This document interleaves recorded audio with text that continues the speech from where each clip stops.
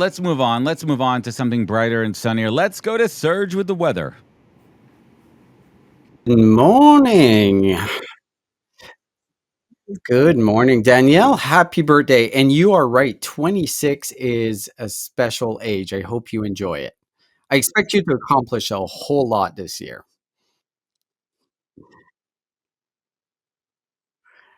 I had a lot more hair. I think you probably have the same issue I do, right? Like it's receding a little bit or a lot, depends on the day. Yeah. I might be taking that flight to Turkey, I believe, pretty soon.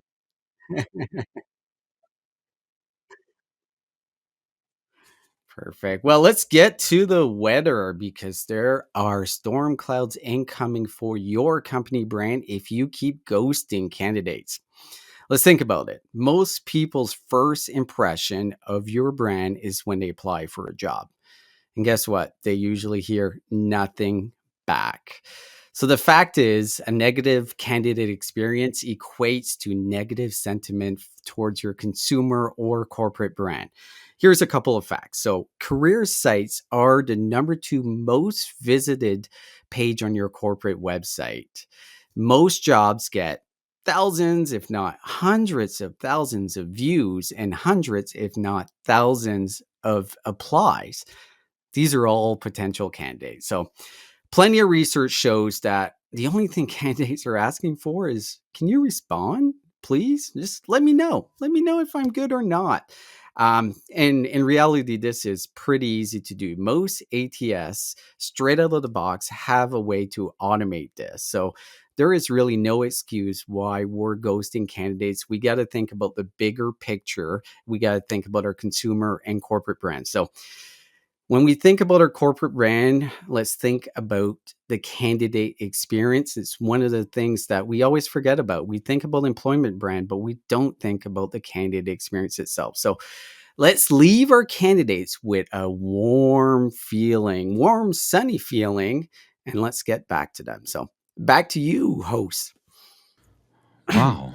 Wow. What a wonderful, wonderful, wonderful weather segment. What do you guys think? Why do we keep ghosting candidates? Like, I know, Joel, you deal a lot with this. Oh. Yeah, look, I think what it comes down to is companies are really valuing this metric that means nothing, which is how many people are applying to jobs. Mhm. So we've reached this like precipice where we get 1,000 job applicants. That's good news for the hiring manager, right? We got lots of candidates for them to review, and somehow we've elevated that as some sort of metric that matters. And then the flip side, you have candidates that now I just read a research paper that someone did on this, where candidates are now on average applying to like 300 jobs on a job Yeah. search. So you've got these two things: companies that are valuing a lot of applicants, and candidates that are realizing it's a numbers game.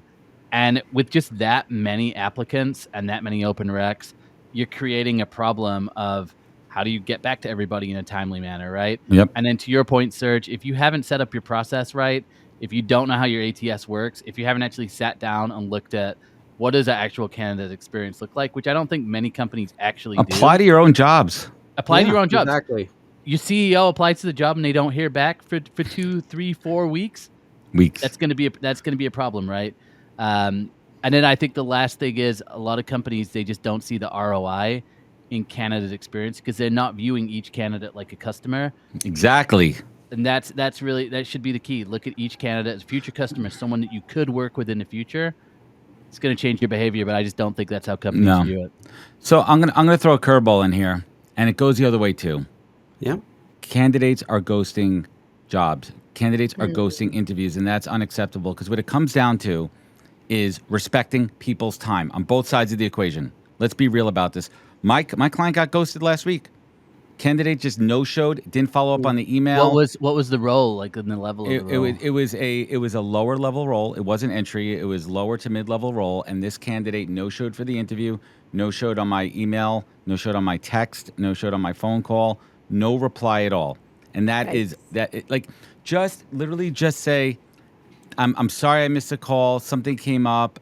I want to reschedule, or I'm sorry, I'm no longer interested. Do it before the call, because here's what happens. You now just took up everyone's time. You wasted a slot for somebody who is interested in the role. You wasted our time with follow-up. All it takes is 15 seconds to say, Thank you. Unfortunately, I'm not going to make the call. I'm no longer interested in the role. I appreciate you guys. Bye, bye, bye, Would you ever bye. say that to the candidate? I maintain a would. level of professionalism, and I think I'm not going to call them out and say it's unprofessional. I go like if you're just not going to reply, you're blacklisted to me. I'm going to be honest too. I've made See, a here's note in the my own thing. database that I am not going to move you forward if you reply to anything else in my world because you don't respect people's time. See, here's Straight the up, I'm thing. old school like that. I'm not saying that that's right by any means. I'm also not justifying the behavior, but I also do think that we have to consider communication styles and the fact that, a lot of people who skew younger, wait, let me finish my point. Who skew younger tend not to know how to handle certain situations. I'm not saying that this person was correct or that you know, that they were not Common in the wrong. courtesy. But I'm saying a lot of younger people are avoidant, they don't like confrontation, and they don't know how to deal with these situations. I'm just saying that as a I understand. consideration, not an Well, excuse. consider this: that parents need to do a better job of teaching them how to communicate and be mindful of Totally. people's time. Maybe that's why they're bringing their parents to interviews with them. I swear to God, if I actually want it to happen. I want it to happen so I can record it and be like, I'm just letting you guys know I'm blasting this to everybody. But you said something interesting. All right, Danielle. So what's the solution here? Okay. Do we really need I to have like the new like the more you know message? I think this is what we're gonna do. Next segment we're gonna do as producers. We're gonna create a more you know for our show here, and it's gonna be geared towards this younger generation. The more you know. If you're not gonna show up for an interview, fucking email somebody. I'm sorry I cursed Yeah. there, but I'm upset about this because you just wasted everybody's time, No, and and it's I think unacceptable at that's any totally age at any valid. level. I'm done with And it. it's totally valid, but I also do think that it's like I said before, like I think it's valid for you to even say that and to communicate that because that's the type of honesty and guidance that this generation So you think I needs. should email that candidate back and tell her, I just want to give you a heads up, candidate, that moving forward in the future for any job you apply, if you're not going to make an Yes, interview, it takes 10 seconds, best practice, best of luck in your search. 100%. Maybe I will. Right now, That's the nicest thing you could okay. do. I'm actually, thank you. I'm going to take that under consideration. It's a mitzvah. Let's get back to the consumer brand here. What? I'm curious if you guys have ever Okay. done this and work with a corporate or consumer brand, and in their rejection message, they actually give a coupon to go visit their store. Do you think that would work? Yeah, Depends.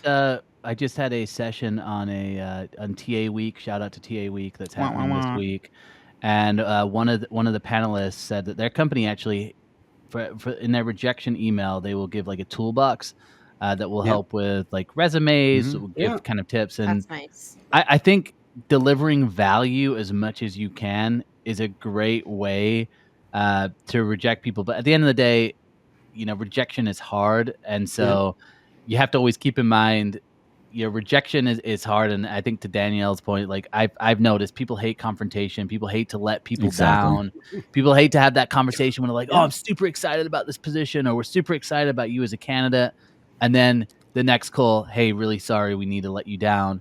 But I think if you could add value into there and say, look, here's some tools that can help you, excellent way Yes. to be able to, bring some good It's a branding in there. brand. Yeah, And, and, and to and retain them as Yeah. a consumer as well. I exactly. think that, more than ever, this generation of workers is it's the full cycle. Like Brian Fink in the comments, he said every brand should act as if they are a consumer brand. Everyone is a buyer. Yeah. I think it's very on point for this generation as well. We're Yeah. constantly thinking about, our all of our interactions with the brand and not just one side. That's right. Absolutely. So Shout out to Fink. shout out to Brian Fink, the man, the myth, the legend. Love it. Serge, thank you so much for the weather. Appreciate you. Shout Keep out us to up to Serge. date. Stay cool.